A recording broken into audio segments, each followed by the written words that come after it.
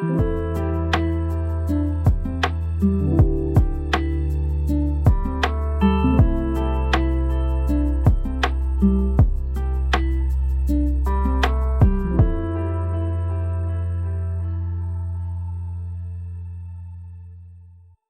everybody, today I wanted to share with you a book called Moveable Feasts. From Ancient Rome to the 21st Century, The Incredible Journeys of the Food We Eat. This is by Sarah Murray, who wins the award as one of the easier author names for me to be able to say. It came out in 2007, or at least the edition that I read, and it's a little over 200 pages. I got this book in a strange way. I may have mentioned this before, but I no longer allow myself to go to a bookstore like a Discount Books and use a cart. Because when I do that, I end up spending a lot of money and running out of a lot of shelf space. But that's exactly what I did one time. I only hit the discounted section of Discount Books and picked up a whole bunch of things that sounded promising and really weren't as great as I was hoping they were going to be. But this book was actually one of the better ones out of that pile. It is, as it's explained in the subtitle, Sarah Murray covers the way that food transportation operated and how it changed over time throughout our history. And I will say that while this was a very quick and easy read, for whatever reason, the first few chapters stuck with me more than the later ones. At least that's the way I felt when I went back over the chapter index and I saw, oh yeah, this I definitely remember. I remember this thing and this one. And then once I got to the second half of the chapters, I'm like, oh yeah, I did forget that was something she covered. So what are the things that stuck out to me that maybe will help you discern whether or not you're interested enough to read about it? The first part of it has to do with olive oil, why it was such a huge thing for Rome, how it was collected, how it was transported, and it actually talks a lot about amphora, which is other than the name, I'm sure there'll be an image of one that you guys are looking at right now, but it's that kind of wavy, usually but not always with handles, big jar of something. And the two things in the very first chapter that really stuck with me was how, number one, they were disposing of these jars in some city in Spain, or what is today at least Spain, that created a man-made mountain essentially, or at least a hill. Maybe mountain is a little too much to say. And while that seems like a terrible practice, and it is, it actually gave us some really cool opportunities now here in the future, because that is a site for archaeology now. They've gone through it, checking out what are the materials that were being used for these, and just like kind of you can look at the Grand Canyon and you can kind of see all the different levels of eras, they've got something like that going on when they excavate in this hill. And one of the coolest things to me that they found is barcodes. You know, for us, we think barcodes, we think scanners, whether they're the hand ones or the ones you slide something over at the grocery store or something along those lines.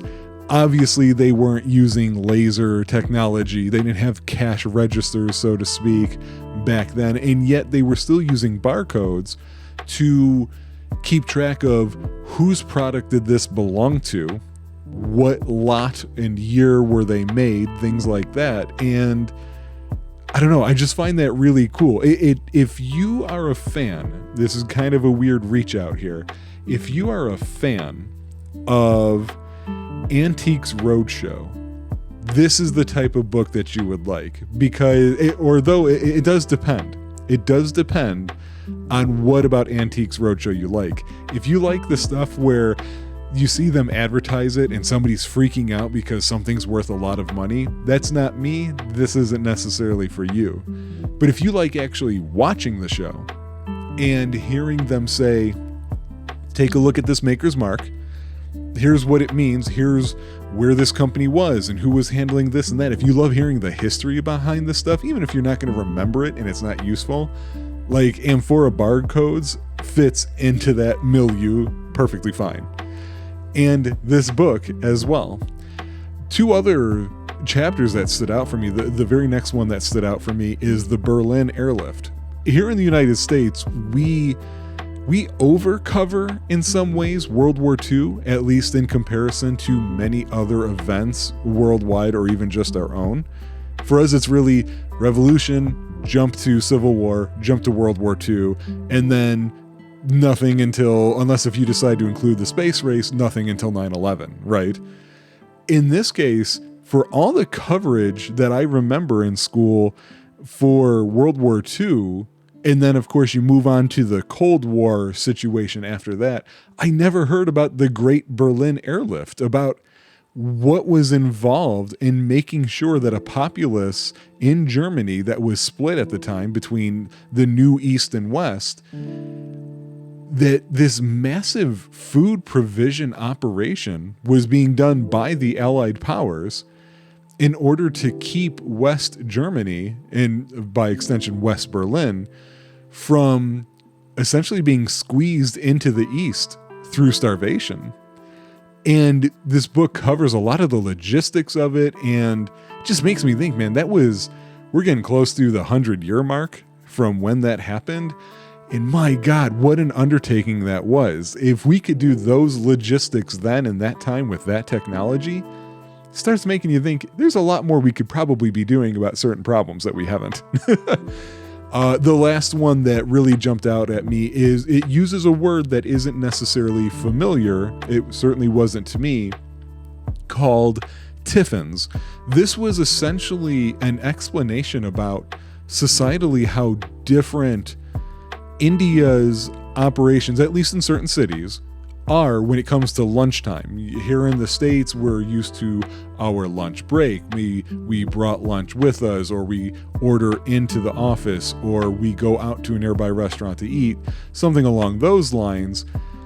And to read about India's tiffins operations is just, it's really intense. And I don't want to get into it too deeply, but for me, it's just, the scale of it is so amazing. It's shocking that an operation like that is still in existence today and works as well as it does when it seems like it should be chaos.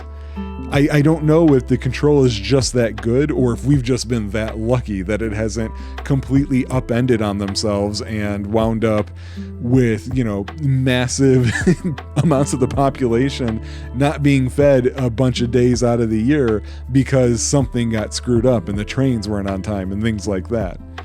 So, and there is more to the book. They talk about some things that you might find familiar about food and military purposes, and also what the future of food is, refrigerated containers, whether they're being transported by train or by ship, things like that. It covers a really massive amount of time, although I will say much more in more modern times, which kind of makes sense though, because we are talking, after all, about transportation. And as time passed, we have more transportation methods. Just simply makes sense. As far as critiques go, there's really two that I want to give cover. There's not a whole lot of critiques, but this book doesn't seem like it ever hit really big. So there weren't many reviews in comparison to a lot of other things that I've read on here so far. People talk about the author being a little too jumpy in her style, where she goes from idea to idea and back again. And then they also talk about her not covering some really major issues, or kind of butting up against some, like the creation of banana republics as a result of food exportation for certain areas of the world. These critiques are definitely spot on, but they didn't bother me, and I'll try to do my best to explain why. I actually read this more as a travel book. So you might get a book and you might say, oh, it's about going to this place, going to Paris.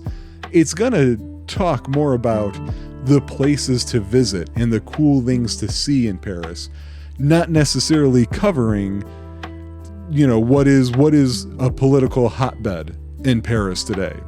I would say this book fits much more along those lines. Hey, here's how food had been transported in the past and how it is today, and here's some information about it. As long as you go into it knowing that's what the book is about, I don't think you're going to have any major issues. If you want to talk about the problems with the mass shipments or creation of banana republics and so on, definitely worth thinking about. But you should find a book that actually aims to do that. And I feel like there's a only slight unfair criticism to this book for not having those, because that's not what the point of this book was. So if you're looking for something that's going to dig in there, move on. But if you're looking for something that's just an enjoyable read and to learn some interesting facts about something that is really important just on its own, just how food is going to get to us so we can purchase it and then eventually consume it, this is actually a great kickoff start. So I give this one a definite recommend, especially for those who like the shorter books and the quicker reads, and you just want to learn something cool and interesting that won't be useful unless if someday you go on a trivia show randomly. This is that book for you. All right, guys, that's it for me for this month. See you next month.